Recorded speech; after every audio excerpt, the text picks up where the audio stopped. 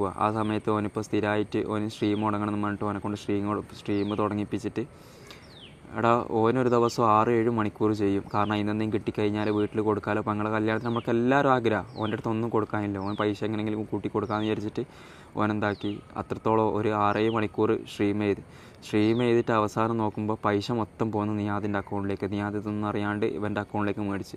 അപ്പോൾ ഷമീർ പോയി ചോദിച്ചു, നിയാദെ എന്തെങ്കിലും ഒന്ന് എനിക്ക് വേണമെന്ന് പറഞ്ഞ സമയത്ത് നോക്കിയിട്ട് ആലോചിക്കുക, അത് നീ പ്രതീക്ഷിക്കേണ്ട ആവശ്യമില്ല, നിനക്ക് ഞാൻ നോക്കി ചെയ്തു തരും. ഇങ്ങനെ നോക്കി ചെയ്തു തരും എന്ന് പറഞ്ഞിട്ട് ഇത്രയും കാലം നമ്മളെല്ലാവരും വലിപ്പിച്ചത്.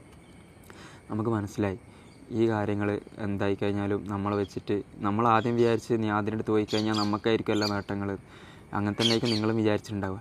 അവിടെ സത്യം പറഞ്ഞാൽ ഞാൻ പറഞ്ഞില്ലേ. പിന്നെ ഈ ഓർഗ് എന്ന് പറഞ്ഞ സാധനം, ഓർഗ് എന്ന് പറഞ്ഞ സാധനമൊന്നുമില്ല. നിങ്ങളെ പറഞ്ഞ് വെറുതെ പറ്റിക്കുകയാണ്. ഒരു ഓർഗും ഇല്ല.